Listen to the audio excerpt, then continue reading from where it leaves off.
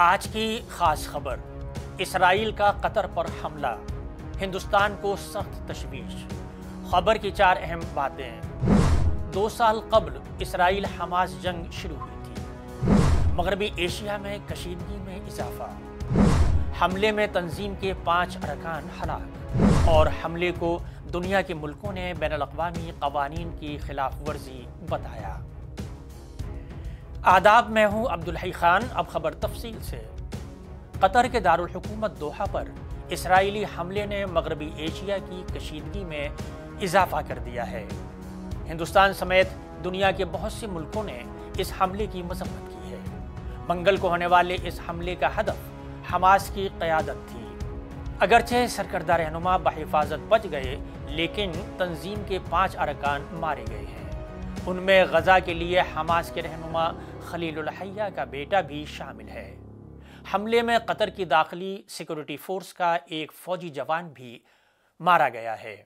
دھماکے کے بعد دوحہ کے آسمان پر سیاہ دھوئیں کے بادل چھا گئے اور صورتحال مزید کشیدہ ہو گئی۔ حماس نے حملے کی تصدیق کرتے ہوئے کہا ہے کہ اس کے سرکردہ رہنماؤں کو کوئی نقصان نہیں پہنچا، لیکن نچلے درجے کے کارکنوں کی ہلاکت سے تنظیم کو بڑا دھچکا پہنچا ہے۔ قطر نے اس کی شدید مذمت کرتے ہوئے اسے بین الاقوامی قوانین اور اصولوں کی سنگین خلاف ورزی قرار دیا ہے۔ ہندوستان نے مغربی ایشیا میں اس پیش رفت پر گہری تشویش کا اظہار کیا ہے۔ وزارت خارجہ نے کہا کہ ہم نے دوحہ میں اسرائیلی حملوں کی رپورٹس دیکھی ہیں۔ ہم اس پیش رفت اور خطے میں سلامتی کی صورتحال پر اس کے اثرات کے بارے میں انتہائی فکر مند ہیں۔